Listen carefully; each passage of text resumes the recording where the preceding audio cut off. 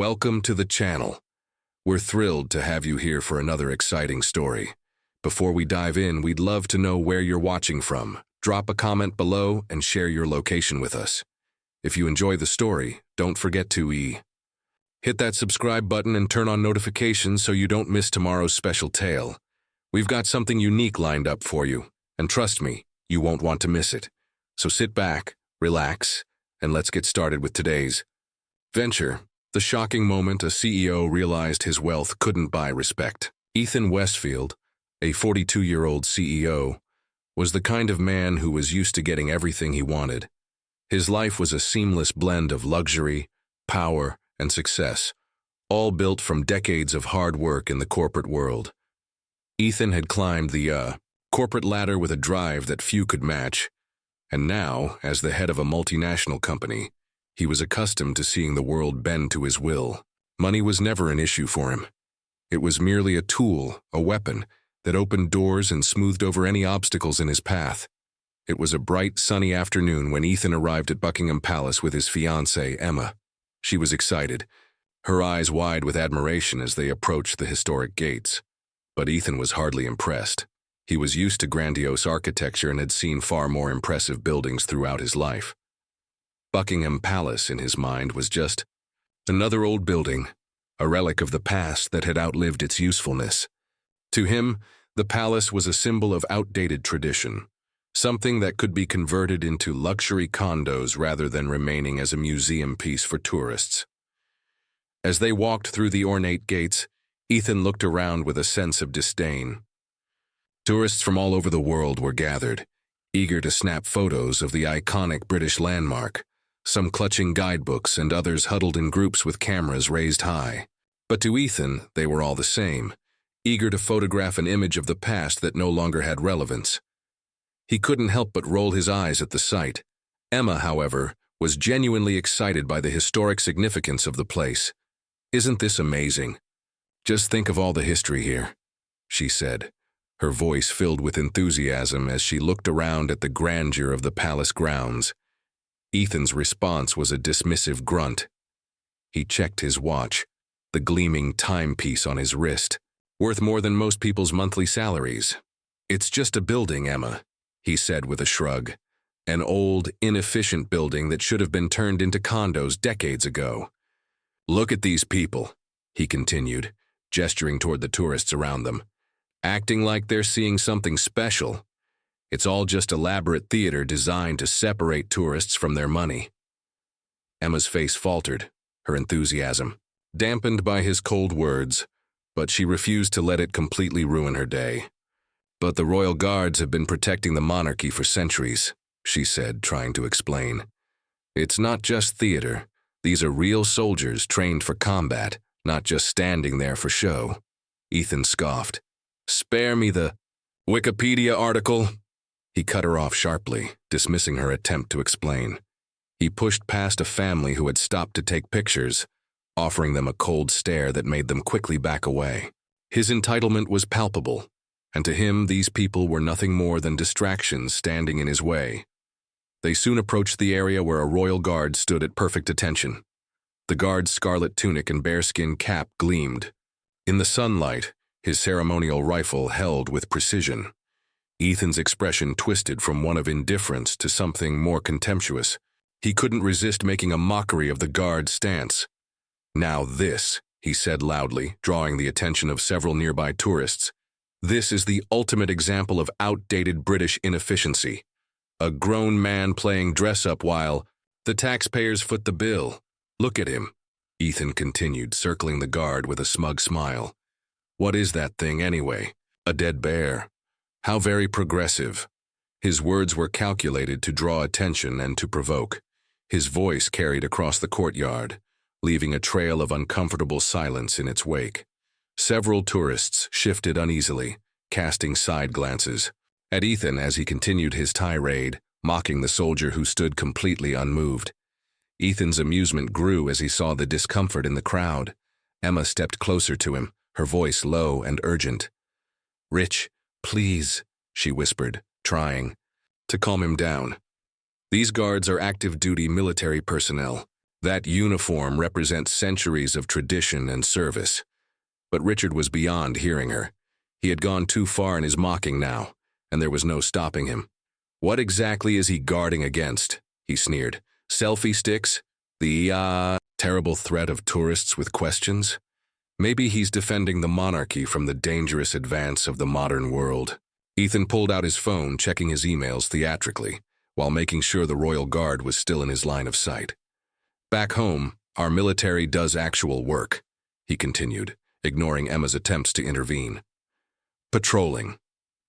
Borders, conducting operations, protecting real interests, not standing around like department store mannequins while tourists gawk at them. Emma's face fell, but she could only stand there as Richard continued. She wanted to explain, to reason with him, but nothing seemed to get through. The more he mocked the guards, the more determined he became to prove his point, convinced that his power and wealth made him untouchable. He was the one who made the world bend to his will, and he wasn't about to let a silly tradition change that perception. Ethan's frustration grew as he continued to walk around the royal guard. The more he looked at the soldier standing perfectly, still in his scarlet tunic and bearskin hat, the more he felt the urge to break the guard's composure. The soldier's unwavering discipline, his stillness, irritated Ethan, who was used to power and control. To him, the guard wasn't just a symbol of outdated tradition. He was a challenge, a living, breathing test of Ethan's dominance. The guard didn't flinch. He didn't even look in Ethan's direction. His eyes were fixed straight ahead, and his posture remained flawless, as if nothing in the world could move him. This only made Ethan more determined to provoke a reaction. You know what's wrong with this whole situation? Ethan muttered, loud enough for those around him to hear, his voice dripping with disdain. This whole charade, this dress-up game, it's all a joke. This man standing here like a statue, getting paid by taxpayers. This is what the British call security. He circled the guard, getting closer and closer, like a predator sizing up its prey. His words were sharp and full of contempt, but the guard remained completely still, his attention undisturbed, his face expressionless. Ethan couldn't understand it. It was as if the guard didn't care about his insults, as if nothing mattered more than his duty to stand at attention. This is what's wrong with these traditions, Ethan continued, his voice rising. You have men like this, standing, here for hours, doing nothing. What exactly is he protecting? This outdated building, the monarchy? It's all just for show. If this is what British security looks like, I feel sorry for this country. His words were aimed at the guard, but they were also meant for the crowd, for everyone watching. Ethan was trying to make himself the center of attention, to show off his power and knowledge, convinced that he could control the situation with his sharp tongue. But as he spoke, something in the crowd began to shift. There were murmurs, uncomfortable glances exchanged. Ethan didn't notice, too caught up in his own performance. Emma, walking just a few paces behind him, tried again to calm him down. Rich, please stop. This isn't funny. You don't know what you're saying. She was embarrassed, but more than that, she was beginning to feel something else. Disappointment. She had never seen him act like this before, but Richard didn't hear her. His voice grew louder as he approached the guard. Do you even know what you're guarding against, huh? He said with a smirk, tapping the guard's rifle. Is it the tourists with cameras? The selfie sticks? Or maybe it's the dangerous, terrible threat of change. You're just standing here playing a role, pretending to protect something that doesn't matter anymore. His voice carried across the courtyard, and more tourists began to notice. Some shifted uncomfortably, glancing away, while others edged toward the edge of the crowd, trying to avoid being involved in the uncomfortable situation. Ethan, still oblivious to their discomfort, leaned in even closer, now standing only inches from the guard.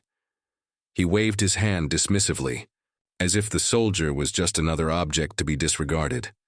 Emma stepped up to him, her voice now filled with urgency. Rich, please stop it. She reached for his arm, trying to pull him away. This is beyond disrespectful. These guards aren't just for show. They've served in real combat. Afghanistan, Iraq, all over. Please, just stop. But Ethan wasn't hearing her. He brushed her hand off and continued his rant. It's all a game. In America, we have real soldiers. Our military is out there defending freedom, protecting real interests, not standing still like statues. These men have no real purpose. His words were venomous, each one aimed at tearing down the very essence of what he thought was irrelevant. Few American tourists in the crowd shifted uncomfortably, their faces showing signs of disapproval. But still, Ethan pressed on, his frustration building. The difference between us and them, he said loudly, is that our military is actually doing something. They're making an impact. Meanwhile, you've got men like this who just stand still and do nothing but look pretty. This is nothing more than pageantry. As he continued to taunt the guard, Emma's face grew flushed with embarrassment. She was no longer just angry. She was hurt. She didn't recognize the man in front of her, the man who had never spoken so disrespectfully before. This wasn't the person she had known. Richard, seeing no reaction from the guard, felt his irritation reach its peak. He couldn't understand why this man, standing before him, refused to acknowledge him. His voice dropped lower, almost a sneer as he stared at the guard. You think you're better than me, don't you? Your silence, your stillness. What is that, huh? You think you're superior because you can just stand here without reacting? What kind of man does that? The air between them seemed to crackle with tension, and despite the heat, the space around them felt colder. Emma looked on, helpless, as Richard's voice echoed across the courtyard. She had seen enough. This wasn't just a cultural misunderstanding, it was a fundamental clash of values. Her patience snapped. That's it, Richard, she said, her voice barely above a whisper, but firm. I'm leaving. Richard barely acknowledged her, too focused on the guard to care about the woman at his side. He had reached a point where no one's opinion mattered except his own. But as Emma walked away, her head held high, something inside Richard began to shift. He was still too proud to fully realize it, but his behavior had begun to alienate everyone, including the one person he had been closest to. But for the royal guard, standing there unmoving, his discipline remained unshaken. No words, no taunts, and no provocation could break him. The guard remained a silent testament to strength and honor, things Richard in his arrogance could not yet comprehend. As Ethan continued to circle the royal guard, the tension in the air thickened. He couldn't understand it. He had tried.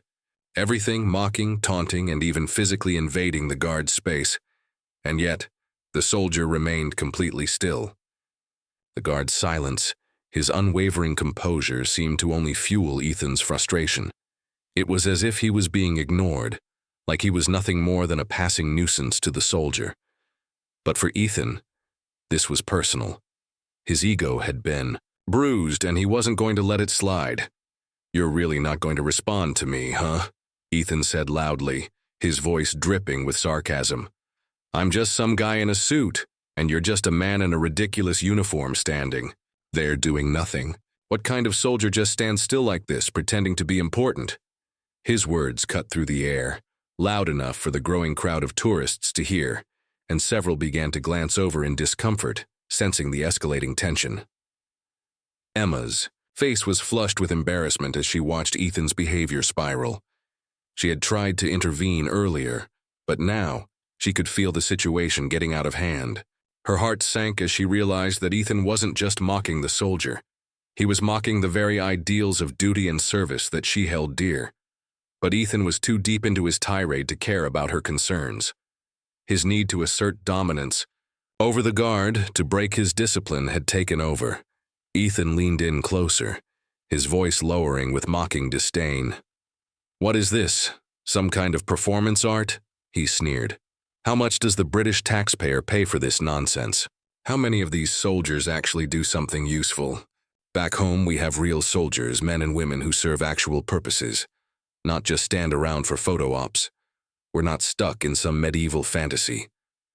His words echoed across the courtyard, and the crowd seemed to pull back slightly, creating an uncomfortable silence. The royal guard remained as immovable as ever, his gaze fixed ahead, his posture perfect. No sign of frustration, no flicker of emotion, just cold, unwavering discipline. Ethan's frustration turned to anger, and he took another step forward, his foot scraping against the cobblestone ground, the sound sharp in the quiet space. "You think you're better than me, don't you?" Ethan spat, his voice rising with more aggression. "What's your deal? You just stand there like some living statue, doing nothing. Is this how the British protect their monarchy?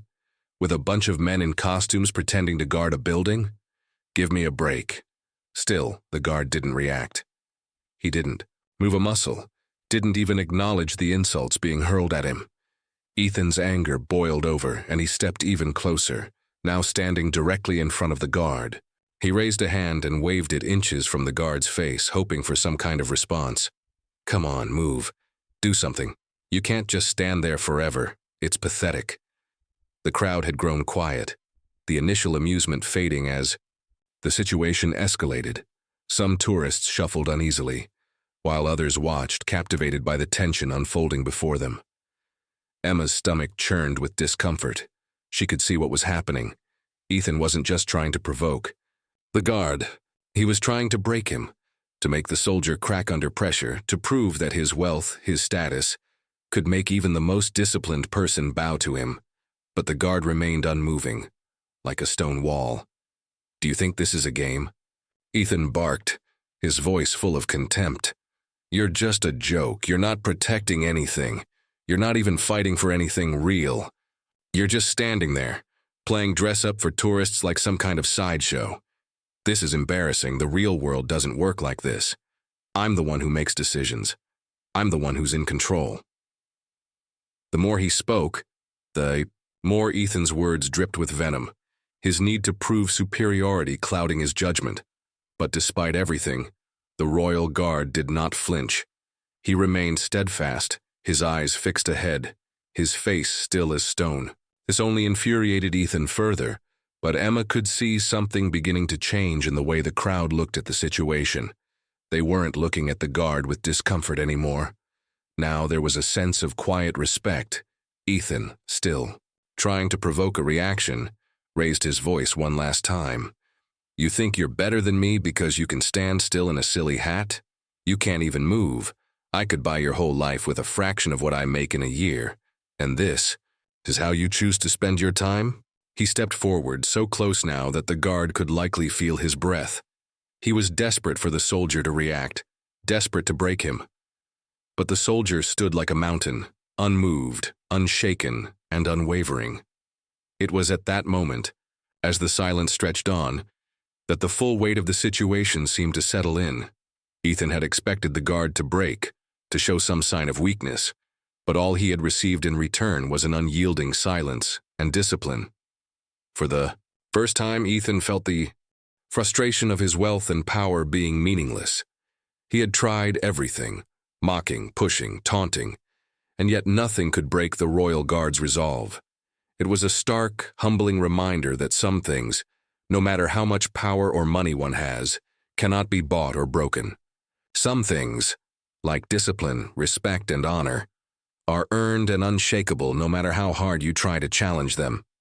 And in that moment, standing before the immovable guard, Ethan realized that he was the one who had been defeated. Ethan's frustration reached its peak as he stood there glaring at the royal guard. The soldier remained completely unreactive, his gaze fixed straight ahead, his posture flawless. Every attempt Ethan made to provoke him, every taunt he hurled was met with the same stone-cold silence. Ethan, accustomed to people bending to his will with the power of his wealth, couldn't understand it. How could this man, dressed in an outdated uniform, stand there unmoved by his words, his anger, his proximity? Ethan's anger built with every passing second. He had seen people bow down to him in boardrooms, in negotiations, in every aspect of his life. But here, in front of this royal guard, his money, his power, his influence, none of it mattered. The guard's indifference only deepened Ethan's frustration, and his own sense of superiority began to unravel. He had to break this man, to prove that he could control the situation. He took a step closer, invading the guard's personal space, his chest almost touching the soldier's. The guard remained unmoving, not acknowledging the intrusion. Ethan's voice grew louder, filled with disdain. You think you're better than me, don't you? Just standing there, pretending to protect something that doesn't even matter anymore. He circled the guard, his steps deliberate, measuring the space around him like a predator sizing up its prey. The crowd around them had begun to sense the mounting tension. People started shifting uncomfortably, murmuring to each other, unsure whether to intervene or watch from a distance. Some tourists had even begun to step back, feeling the growing intensity in the air. Emma, too, took a step away, her face flushed with embarrassment. She had seen Richard act arrogantly before, but never like this. His behavior was crossing a line that even she couldn't ignore. But Ethan, lost in his own anger and need for control, was beyond hearing her now. He continued to taunt the guard. This whole thing is a joke. You're not even protecting anything. You're just standing there like a statue playing dress-up for tourists. His voice dripped with venom as he spoke, his words calculated to belittle, to tear down the tradition, the soldier, and everything he stood for. This is the modern world, man. What are you even guarding? A crumbling monarchy? A building? You're nothing more than a tourist attraction. Emma stepped forward, her eyes wide with a mix of concern and disbelief. "Rich, please," she whispered urgently, trying to reach him. "Stop. You don't understand. These guards are real soldiers. They've been through combat. This isn't just some show." But Ethan wasn't listening. He wasn't even looking at her anymore. His gaze was fixed on the guard, his voice louder now, as if he were speaking to the guard alone. "In America, our soldiers actually do something. They're not standing still in a ridiculous costume all day. They're out there, patrolling borders, fighting real battles."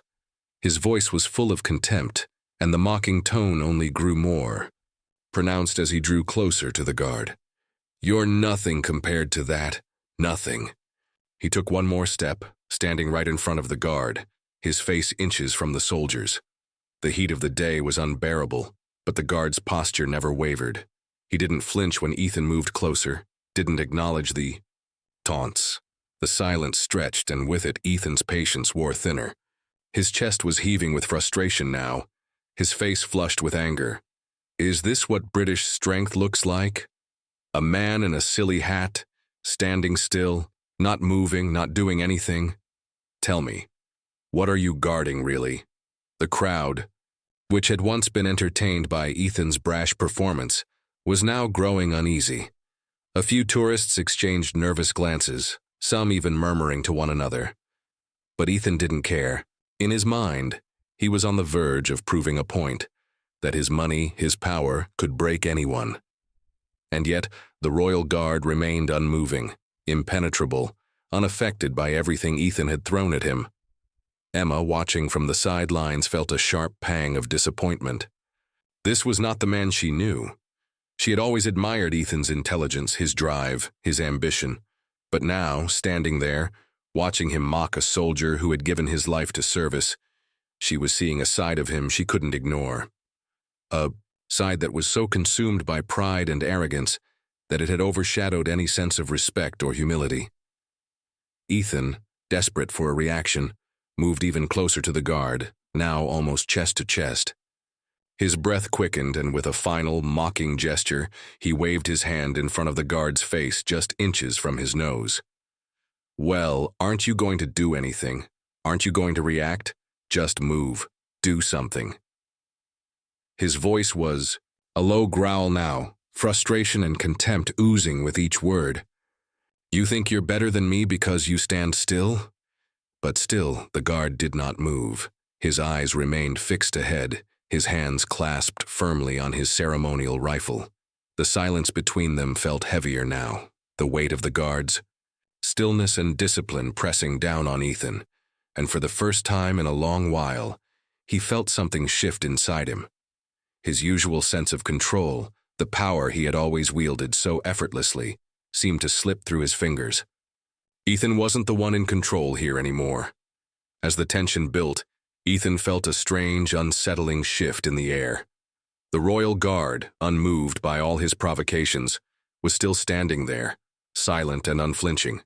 Despite his taunts, his insults, his aggressive gestures, The soldier remained perfectly still, embodying the discipline and training that Ethan was so desperately trying to break. Ethan was now standing right in front of the guard, nearly nose to nose with him, but the soldier didn't budge. His eyes were locked forward, his posture as rigid and controlled as a statue. Ethan, filled with mounting frustration, stepped back for a moment, taking a deep breath as he tried to gather his thoughts. He couldn't comprehend it. How was it possible? This was a man, a soldier in a ridiculous costume, standing still like he was in some sort of live-action museum. This wasn't real. This couldn't be real. Ethan, with all his wealth and power, had never encountered anyone who refused to break, someone who didn't bend under pressure, who didn't crack under a taunting smile and the sound of money being waved in front of them. But now, something else happened, something that Ethan didn't expect. As he stood there, boiling with rage, he saw the faintest shift in the guard's eyes. It was so subtle, almost imperceptible, but it was there. The guard's jaw tightened ever so slightly, and Ethan could feel the change in the air. It was as if the guard had finally had enough. The silence, the stillness that had once seemed so powerful, was now like a ticking clock counting down to something inevitable. Ethan's heart skipped a beat. "You think you're better than me, don't you?" Ethan hissed, his voice filled with raw frustration. His words were no longer a casual mockery. Now they were a direct challenge, a personal attack. "You stand. They're like you're some kind of hero, but you're not. You're just a symbol of an outdated system, a puppet in a ridiculous uniform." The crowd, which had been watching this unfolding drama with a mix of discomfort and curiosity, now held their collective breath. Ethan was no longer just an arrogant businessman mocking an old tradition. He was challenging the very essence of what the Royal Guard represented. His words cut through the air, and for a moment, everything seemed to freeze, as if the world was waiting for the guard's reaction.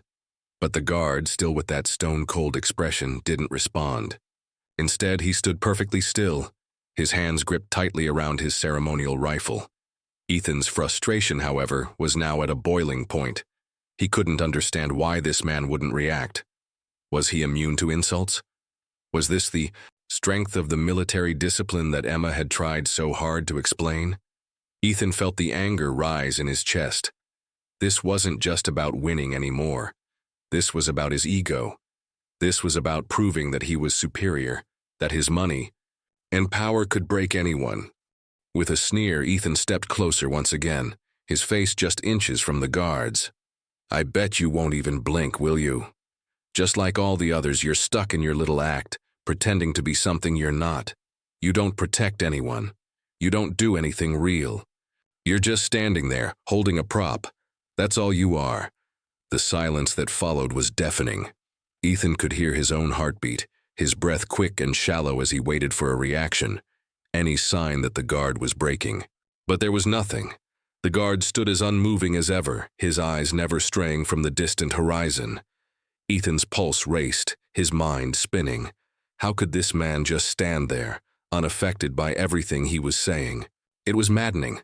Then, in the most unexpected turn, the guard did something that Ethan had not anticipated.